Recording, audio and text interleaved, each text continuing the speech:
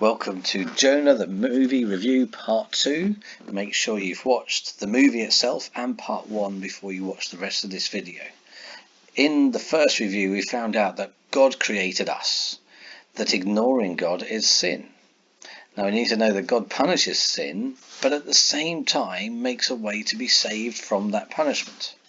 Now we all fail to love God, so he was born, crucified and raised back to life to show us real love. In the Bible, God tells us that there are two ways to live. You have two choices. God lets you choose. Firstly, you can ask God to be king, and secondly, you can make yourself king. Now if you make yourself king, this has consequences.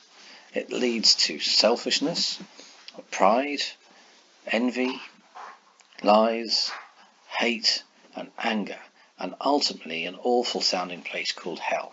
So be warned, God promises punishment forever. Now if you ask God to be king, this also has consequences.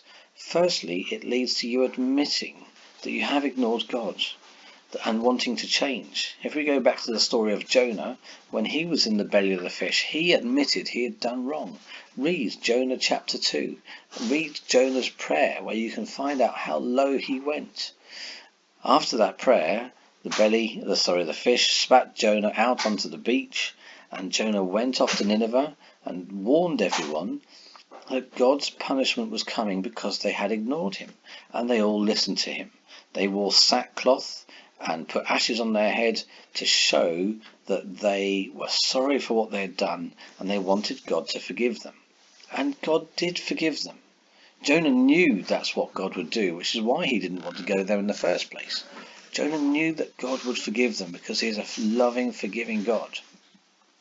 So, the first part of the ABC of asking God to become your king is to admit that you've done wrong, and then to believe that Jesus was crucified on the cross, suffering punishment for your sin so that you could be forgiven. God can't just ignore sin, it has to be punished.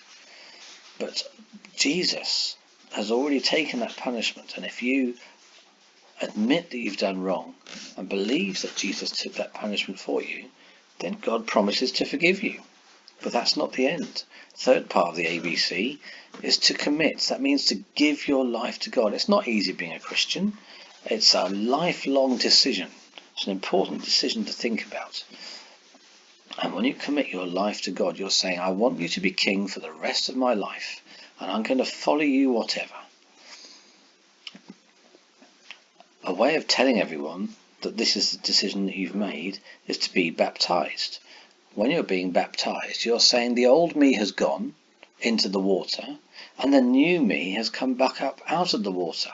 The old me where I was king of my own life has gone, and the new me where God is king of my life has come out of the water. Now it's not easy being a Christian, so in the Bible God talks about the armour of God, which helps us to stay strong throughout our Christian lives. We also read in the Bible about the fruit of the Spirit. What that means is that when you're a Christian, God gradually changes you to be a more loving, joyful and peaceful person who's more like the person that he created you to be in the first place.